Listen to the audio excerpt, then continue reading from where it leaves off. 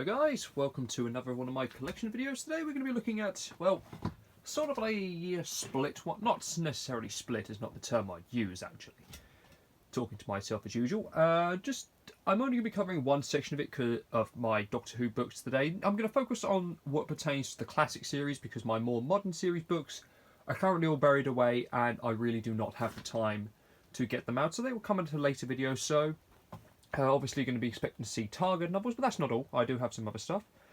But anyway, let's start out with, ironically, one of the oldest ones in my collection, Marco Polo. Obviously, this is adapted by the actual initial writer, John Le Carre. I've had this one for nearly 10 years now, actually. I got this at the 50th anniversary convention. They were doing a 3 for a $5 deal, and this is one of the ones I chose. Obviously, I got ripped off because, if you can see there, it initially was £1.50.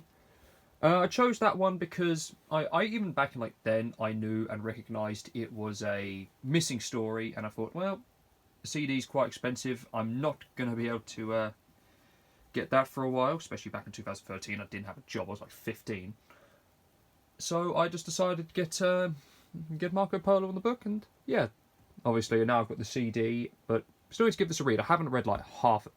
Okay, I was about to say I haven't read half of these books. I've not read all but one of these books, I should point out, which is quite embarrassing, but anyway. Next we have The Keys of Marinus. This is a relatively recent pickup. If I actually recall, it's not in the best condition, but if I recall, allegedly this cover was not meant to be for The Keys of Marinus. This one was meant to be for The Edge of Destruction, but that got postponed, the cover got mixed up. This one definitely could be in better condition. You can see the spine is all faded. Got that for convention. It probably was only like a couple of quid. Most of these have come from conventions. I'll point out anything otherwise. Then we have The Crusaders by David Whittaker. This, I think did he originally write the Crusade? Obviously, The Crusaders is an example of they changed the story, even though it's just called The Crusade. I'm assuming it might have been a slip of the tongue and just end up becoming The Crusaders for the book. If you actually do have to recall, in the 1960s, it wasn't until around the time the VHS releases came out, they firmly laid down the names of the stories. So that's why Unearthly Shard can often be called 10,000 BC. The Daleks is sometimes referred to as the mutants, etc. sort of thing. So obviously, Crusaders. This one I got actually at my old job, the charity shop I worked in. Because like, on my couple of my first days, one of my bosses, Sammy, his name was, was it Samuel? One of the two. I said to him, if anything Doctor Who comes in, can I have first dibs? And he brought this in one day. Said, "Oh, I thought you'd want it," so I paid for it. Only paid 25p because he listed it as a children's book. He'd already priced it, and I was going to argue, but you can't really argue with your boss on your third day. Not something you want to do. I wish I had paid more for it because it felt really bad. And if anything, the next one's coming up. So the Myth Makers, Donald Cotton. I think he was the original writer. I'm not too knowledgeable. Obviously got this sticker here. I would like to be able to get off, but not very good with. Again, not one I've read. This one, I will come back to this one as it comes into terms of story. Yes, so, yeah, obviously it could be in better condition, but it's not too bad. A lot of these could be worse. In fact, you'll see one that is very bad off, but oh well. Have Mission to the Unknown. This is the first part of the Daleks' master plan, and if I actually show off, I do have part 2, The Mutation of Time. If I'm going to talk about these books for a minute, I want to discuss a few facts.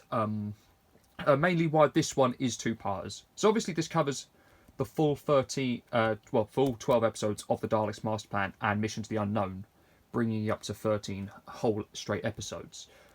The reason for this was John Peel, who, during the days of Target and as it went into the 8th Doctor books of the late 90s, John Peel was the man personally selected by Terry Nation, creator of the Daleks, to handle all the novelizations. As he put it, he was the only man he trusted.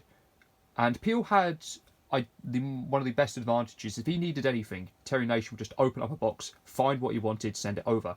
So these are a lot more in line with what Nation wrote, as opposed to other adaptations by the likes of, say, Terrance Dicks. Of course, there is the other issue that Terry Nation really didn't write a lot of missions of the Daleks' master plan. If you hear the Donald Tosh interviews, he says he wrote maybe about 6 pages, which covered 6 episodes, which was not something they were happy about. But anyway, the reason this is in 2 parts was because John Peel, he went to Target and said, listen, it's like 13 episodes you asked me to cover, so either we release a single bumper book or release it in 2 parts. And obviously, Target decided 2 parts it is. Curiously, I find how Missions to the Unknown is named for the first episode of the story, and Mutation of Time is named for the last. So, yeah. That's, honestly, the John Peel ones, just a full reference for other collectors. John Peel is basically a byproduct, or a byword for expensive. I was lucky to get these for as cheap as I did, which, again, I will come back to. The Ark, this one, again, I'm not too sure how you class the condition of this, but blue spine. There are people much more knowledgeable than me on these things, and apparently the blue spine stories are extremely expensive. I don't know how expensive or the reason, but all I know is that they are.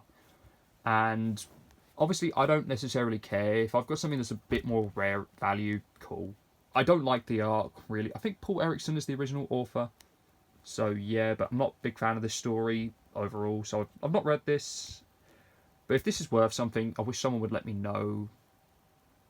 To be honest, I'd happily, like, if someone gave me, if it was worth something, I'd rather, like, trade it with a collector for probably an appropriate amount of cash and just an earlier print that isn't this blue spine if one exists. That's honestly my opinion of it. I'm not that level of collector where I care about which print I have unless there is a specific reason for it, i.e., like if it might have been edited later down the road.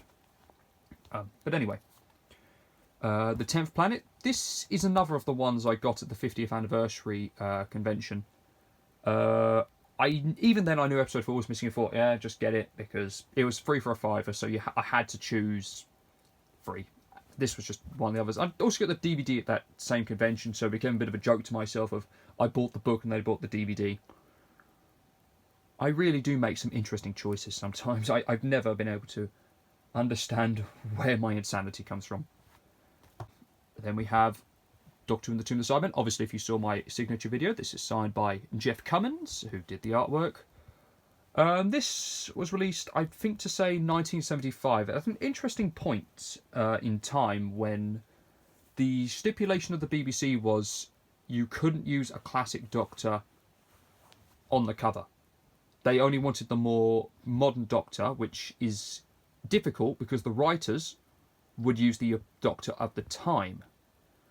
So, effectively, whilst this story be written for 2, obviously Jerry Davis writes it with 2 in mind, the cover art, if it was to feature the Doctor, would feature Tom Baker, which wouldn't make any sense. Almost as little sense as having this Sideman on the cover, but I've explained the reasons behind that with Jeff Cummins. Then we have The Enemy of the World. This is by Ian Marter, who played Harry on the series. This one was I can't remember where I got this one specifically, but it's a relatively recent find. I went for it because I want to get some of like Martyr's other works.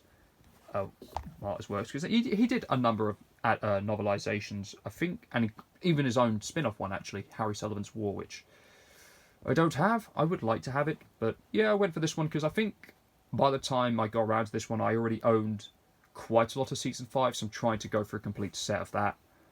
I suppose back maybe about 12, 13 years ago, you'd look at season 5 as this mostly missing season with the only stories likely to get an individual release being Tomb of the Sidemen and the Ice Warriors. But of course now things have changed, but it's still nice to have this little piece of history. From what I remember, this doesn't actually have the... This does have the ending of what was present in the TV show, the cliffhanger. Or is it not? I can't remember. Actually, I can't honestly remember because I've not read them, but we actually got to the Web of Fear, which will help explain it. Obviously, a bit of damage there. What was that?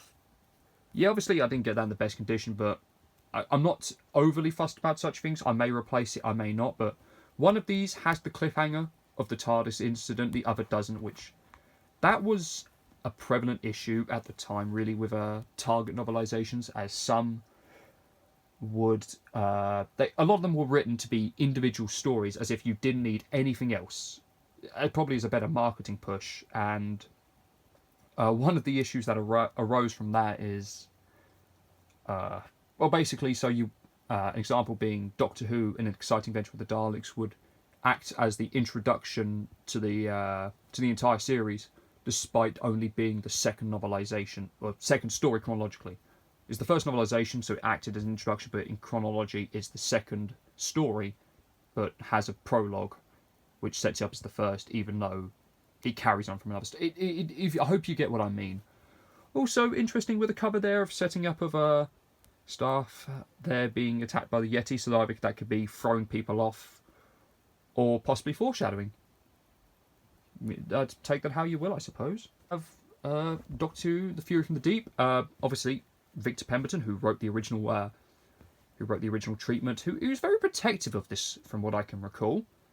I'm not sure why this is a bumper volume, but my best guess is that because Pemberton, obviously protective of the story, because he reused, because it was originally the slide, then became, well, it was originally a Doctor Who story, then it became the slide, then became the actual Doctor Who story, then got reused as the Pescatons, and then got turned into a play. So he really reused it. So I'm assuming he didn't want to trim any out, so they just released it as a bumper volume instead of 2 parts, because 12 episodes to 2 volumes, that makes sense. 6 to 2 would just be a pointless, and I suppose he refused to budge. So yeah. The Invasion, another one by Ian Marter. Obviously went for The Invasion because it's The Invasion. It's a great story. I can't complain. I think this was actually a gift from... Yeah, this one. Yeah, this one was a gift from a friend. I'm not too keen on getting gifts from people. I like giving gifts to people. I hate them. I can tell because he put a sticker over there, which... Oh, that annoys me. That does annoy me. I'm not a big fan of that sort of thing. Then we have the Space Pirates. Yeah, again, not read it. Like I said, I haven't read like most of these, but overall, it's probably. I want to see how a very poor story translates into book, because it's amazing that Robert Holmes wrote the original treatment. I don't know how he became the best writer, given his first 2 were a bit rubbish. And we have The Day of the Daleks, by Terrance Dicks. Yeah, this was another gift. Same bloke who gave me The Invasion, funnily enough. Yeah, number 18. There are 85 titles. Jesus. Again, like I said, not read it. Can't comment. Just one he just gave me. I'm assuming he sort because Daleks. So yeah. The Three Doctors, and if you haven't seen it, this is signed by the cover artist Jeff Cummins. Not in the greatest condition because there's obviously yellowed up and spot and things. That's Salamander, not 2. And yeah, so I went for this one because, funnily enough, when I initially got the Three Doctors in VHS, whilst you saw in my VHS collection video, I have it as part of the Time Lord set. I did initially have it individually, and I almost ended up buying the book by mistake because it didn't clearly list that it was not the VHS. So I nearly ended up with this, so I just decided all those years later, hey, why not get it? And I was happy that I did, because obviously Jeff Cummins was able to get it signed. Anyway, and we have Planet of the Daleks. This was actually one of the reasons why Terry Nation didn't want anyone else to adapt his works, because he felt they didn't do it properly. This was one I saw. I think I just saw this being sold on eBay for like $2.50, and the postage was like £1, I think. And I just thought, you know what, I'll just get it. It's like they said, oh, it's in poor condition, but thinking, no, it's pretty good. And I thought, why not go for it? Then we have The Dinosaur Invasion by Malcolm Hulke. Original writer, but for some reason he changed the name of the story. So this was originally Invasion of the Dinosaurs, or Invasion for episode 1. Which is actually the reason why he stopped writing for Doctor Who, is one of the big reasons that he decided to do this clever twist by calling the first episode Invasion, but Radio Times spoiled it. So, yeah, this one actually, if you might recall me talking about a story where I bought the War Doctor Volume 1 along with the steelbook of Dalek Invasion Earth 2150 AD to Forever. This was part of that bundle, actually. That's so it eventually arrived. thank God. Speaking of which, we have Doctor Who and the Giant Robot. No guesses to what this is adapted from. You can see the 2 Dallas Jeff Cummins. I wish he had silver. That would have worked better. You can sort of see it better. It seems to have, like, brightened up. Or is it the angle? I don't know. This was another gift from that mate. I don't know why he just gave me like a load of Target books. I didn't even mention to him I was after them. He just gave them to me. This one has a special meaning behind it, why I'm Doctor and the Loch Ness Monster, which is adapted from Terror of the Zygons. Don't know why they changed the name for a lot of these. I couldn't tell you. Basically, around 2000 and... I want to say 2008. My late granddad, I miss dearly, he found in his loft a load of random rubbish, a copy of this book. And I treasured it, because obviously I was just getting into Doctor Who. It was nice to have a classic book, and I didn't realise it was adapted from Terror of the Zygons, or I might not have been completely aware. And I took it to school one day to read, because we had to do a bit of reading, as you do in school, and someone left a felt tip pen open above this, and all the ink drained into the book, destroying it. Honestly, as a young lad, that really hurts more than anything I could honestly describe. And obviously, like I said, my granddad's passed away now. This happened just under 3 years ago. Sorry. And so when I finally had my own income, I went out and got a copy just to try and hold on to that memory as much as I could, because yeah, I do really miss him for obvious reasons. I have the Pescatons. I got this one before I got the CD, so I could listen to it. Obviously, it says based on the 1976 LP. Victor Pemberton again. I got this because I want to, mainly because I didn't have the CD at the time, and I would like to see how Pemberton might have changed the drama from a audio drama to a book. So how he might describe things, I suppose. So yeah, that's a good one. The Rebus Operation. Obviously, I think that should be kind of an obvious one. Actually, no, it's not an obvious one. I'll get to the reason why I bought this one, but it's obviously the first part of Key to Time. Just realised that's by Ian Marter, who was, again, Harry, many years after that. I need to get some other ones where he was actually in as Harry. There's only a few, I believe. The Stones of Blood. Again, this was the same reason I got the Rebus Operation. The Androids of Tara. Again, same reason. I'm coming to it before anyone thinks I'm just going to skip over it. The Power of Kroll. No, this one I actually got as part of a bundle, and then I decided I'll get the other 5 novelizations from... other 4, sorry, novelizations from the Target range from Key to Time. But I then learned that... but obviously, when I went to get these 3, funny enough, I was going to get the same set. He had Armageddon Factor one day, so I went back to get them. And he only had 2 of them left, and I thought, right... I was annoyed, so I want to get Armageddon Factor to join him, because the Douglas Adams written stories, they're not in the original Target range, because by that point Douglas Adams was a huge writer and they didn't want to pay him. It was a case of either Douglas Adams took the Target fee, which was minuscule to what he was able to get, or they paid him his actual fee, but then other writers could lobby for it at the same time. So as you can imagine, that would have been a bit of an issue, that a mixed bag, so they couldn't do it. Castrovalva. This was the last of the 3 for a $5 from the 50th anniversary convention. Obviously, I don't know why I chose this one. I think it was just the last one. I thought, might as well go for it. I loved it on VHS. It's a fitting that it happens to be the Twin Dilemma. If you can see here, this book has seen better days. The story behind why that's in a bad condition was, at my old job, again, might as well tell another story whilst I'm here. I like interjecting this personal stuff. It allows me to have my own personality as opposed to being some boring drone. I came in one day, there was this pile of Doctor Who books. This wasn't the last one, this is the last of the Target ones. And I asked, and he said, I brought these in. They were at a book sorting thing, and they had been labelled junk. They were going to go. Among this was The Myth Makers, the 2 parts of Dalek's Master Plan, the Ark, the Space Pirates, and the Power of Kroll. And if you've seen them in this video, they were in great condition. And I don't know why they were going to be junked. I said I'd get them. I paid a $5 for the lot because they had been labelled junk, and I actually argued him up from about £2 for the lot. And he said, "What did I even want this one?" And I said, "I'll take it anyway, despite the condition." That one he didn't even actually charge me for. He said that was just basically trash. I've not read it, obviously, because it's the Twin Dilemma. I'm probably not going to read until I get a better copy. Anyway, slip back. Obviously, the reason I got this one, because that's a lie. That is very much a lie. The first Doctor Who radio special. That's actually Exploration Earth. I believe it's either Exploration Earth or the Pescatons. I can't remember which one came first. No, it was Exploration Earth. I'm probably wrong. The caption will reveal.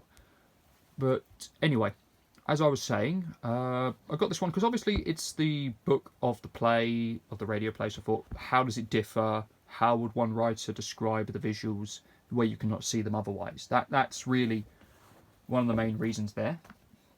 And of course, just because it's not something I can watch on television. So that's obviously where it comes with The Ultimate Evil by Wally K. Daly, who actually wrote the original script. I believe these were written by the original authors. Obviously, nowadays, you can get the radio play, The Lost Stories Big Finish of this one. Although that was only done somewhat recently, because it has the Whittaker logo. Again, one I want to see how it is, because that was adapted only like 30, 40 years later, really. Not 40 years later, but you know what I mean. So many years later. So I want to see how it's described then. And so eventually, when I get the CD, I can listen to how it differs. The same is also said for Mission to Magnus. When I got this, I don't think I was aware of the Lost Stories range covering said one. I've had this one for a lot longer. I can't remember where I got it exactly. But this was the one that out of the three that were adapted to Target I was most interested in, because there was The Nightmare Fair, Ultimate Evil, and this one. And this one interested me the most because Syl and the Ice Warriors. I wanted to see what the initial plan for Syl was with the original season 23 before they used him in the ultimate. What was it called again? Oh, I've forgotten what that one was called now. The Mind Warp. Why do I think Ultimate? That Ultimate Foe's the final part. Paradise Towers. Again, another gift, and obviously that's not a big fan because I can't get that off. I managed to get it off the spine. Not one I would have gone for myself, but again, it was a gift. That same gift with the giant robot, same time actually. Then Remembrance of the Daleks. I do have a later printing of this one somewhere, but I don't know where it is. This was one I definitely sought out and bought off that mate, because this one was not one he was giving away, it seemed. So yeah, Ben Aronovich, he's the writer of it, so I do want to read this one to see how it translates, because I have 2 VHS copies, 3 DVD copies, I want to say, and 2 books. So how does that hold up? I wonder. So I'll show this off. The script, Tomb of the Sidemen. I got this because it's obviously for this channel, for the work I'm going to put into it. And what I like about this is it was printed, I believe, in 1987. I think it should say here. I can't introduce. It should say somewhere here. 1989. So this was 3 years before the story was found, roughly. So and it obviously makes a low number of references to the story not being available. So, and why it was chosen, because it was obviously the legendary missing story. So yeah, I need to get some of the others in the range, make sure I try and get the consistency with the logo, because they used a number of different logos. Then from the Virgin New Adventures, which was released 1991, I believe. I think it says somewhere, but no, it doesn't. This was obviously how the series continued along with comics. So this is Time We're in Genesis, the first in the range. This, I can't remember where I got this one now, actually. I've not read it, obviously. Like most of, I'll point out the one book I have read, really, because I've not read so many of these. Time Around Apocalypse. I did actually start reading this one. I got this from that comic book shop I got a few CDs from back in the day. It was the only one they had. I'd watched The Wilderness Years on the movie special edition. I saw Virgin Adventure. Thought, hey, you know what? I'll get it. In the Dimension Riders. I think this covers also not John Peel. Jeff Cummins. Goody. So yeah, can't remember where this one came from. As a matter of fact, Target reprints. Doctor Who and the Daleks. Obviously, introduction by Neil Gaiman. This is a reprint of the Doctor Who in an exciting adventure with the Daleks. The original Doctor Who novel, obviously the reprint. This, I don't think this has a name, but I called this the Gold Label because it's gold, obviously. Yeah, I did start reading this one, which is how I know about the prologue, which is a trimmed down event of an unearthly child, which is more akin to the original treatment before they actually filmed the series. The Crusaders, yet another one. Obviously, I own 2 copies, so I don't know which one I'd read. I'll have to look at the condition of my Target novel again to decide which one I want to read. Will I leave this in better condition? Would I prefer to have the Target novel, the original Target one, in a better condition? But yeah, that's just basically what version I prefer. The 10th Planet, obviously that's got a bit of a stain there, and that's annoying. But I saw this for like 50p at a convention and thought, you know what, I'll get it. So I did. 50p if I'm not going to pass that up. If that's the reason why it's 50p, I'm just going to go for it. The spine's in good condition. That's what I'm mostly looking at. Doctor Who and the Cybermen. This is adapted from the Moonbase. This is the only one I've actually read. At not my old job, but the job before that, a lot of Sundays would be very slow, so I read that over about 4 weeks. Really enjoyed it. Definitely didn't understand a lot of the changes, but you know what? I suppose, like I said, we had to make these singular tales as opposed to being a part of an ongoing story. You play the hand you dealt. The Abominable Snowmen, adapted from the Abominable Snowmen. So yeah, that's like I said, this is one of the other ones from season 5. I do want to get an original Target print of it, obviously. Obviously looks nice in the gold label. Then we have the Ice Warriors. This one, that one's a different type of paper. That's annoying. Yeah, not much I can say, obviously, about this one. Brian Hales, who obviously originally wrote it, he wrote the story. So it is really nice to have. I think... Actually, where did this one come? I forgot where half of these come from, because the books have been something I've really neglected. Then we have the Auton Invasion. This is... Yeah, this is adapted from the Spearhead from Space. I had to check because I didn't know if this was adapted from Terror of the Autons or not. But no, it's Spearhead from Space. So, yeah, like, probably should get some other ones, really. Like, so I know the gold label ones we're going to show off in a second.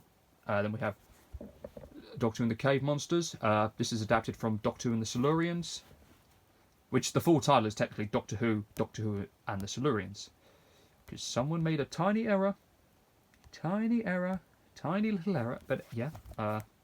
And then I suppose the last thing I have from the gold prints is this, Doctor Who in the Library of Time. Funny story, again, old job. I literally was walking to work, found a quid on the floor, came in, that was in there, cost me the quid. Weird coincidence. This is just a preview of a number of books, like extracts with... What does it say on there? I think it says... Where does it say? I swear it said something. Oh, yeah, introduction. So I suppose this was meant to be of a magazine, but obviously someone had donated it, not wanting it. So, yeah, can't complain there all too much. But, oh, actually, that thing I mentioned, obviously there it uses the Whittaker logo, but if we go into the spine, it uses the 96 logo, albeit in gold. That's just for spine consistency above anything else. So they all look like that on the spine, whilst the cover can use a different logo, which, you know what, that sort of thing, I do appreciate that they decided they would do it. From the 8th Doctor range, so here is Longest Day. I've not read any of these, I've never had any interest. This was just a gift. I don't know why I was gifted this one, because from that friend I showed no interest whatsoever in these ones, but he just gifted to me. Earthworld. Again, I don't know much about these 8th Doctor adventures, so I can't really comment. I know that might seem blasphemous to some, but I have copies, but I don't know. The only one I ever sought out was Fear itself, because same seller, funnily enough, as the incident with Daleks Invasion Earth 2150 AD and Only the Monstrous. So yeah, can't say much. You probably can't get all this in frame, just about. This is the Dalek Omnibus. Obviously, on the front cover, we have a... I'm not sure if that's meant to be a movie Dalek or a combination of the... Actually, I'm not sure what that's meant to be, because that... Looking there, sorry, you've got the enlarged base, which could suggest movie Dalek. You've got the second stage, which suggests... well, looks like the second stage, which suggests Dalek Invasion of Earth. But then you've got slats in the... Maybe that's not the second stage, I'm not sure. But this omnibus is just basically, if I opened it up briefly, thumbnail shot, this has a reprint of Planet of the Daleks and Genesis of the Daleks, and a lot of incorrect information, because I have skimmed through this. Yeah, it just lists like some... Actually, I don't know where it does, but it lists some stories as being incorrect, and sort of things. Anyway, now this is the prized... This is the prize of my collection. I present the Dalek book. This is not the best condition, I admit. It's what I consider good condition. If I recall, this is worth upwards of, I think, 80 quid. The value doesn't matter to me, but what does matter to me, how cheap I got it. This is effectively, I think, the earliest piece of merchandise the series ever had. And I got this in a vintage shop for like 3 quid, which was amazing to get. They had the Dalek World, but that was in poor condition. So the fact that I got this for so cheap was amazing. Obviously, it's a very much a product of its time. That's more round. This doesn't make any sense. That and that. There... I believe those are mistakes dating back to the promotional images they were given when they were drawing the Daleks. And that, funnily enough, became a mainstay on the new series Daleks. But yeah, so... Again, like I said, this is not the best condition, but I'm just happy to have a copy of the Dalek book. I mean, I need to get a protective casing for it, because I don't want that damaged ever. That is just amazing. Pride of my collection, like I said. So anyway, thanks ever so much for watching the video, guys. Again, this has been a long one. I've managed to do it all in one take. Yes. But anyway, thanks for watching, and I'll see you in the next video.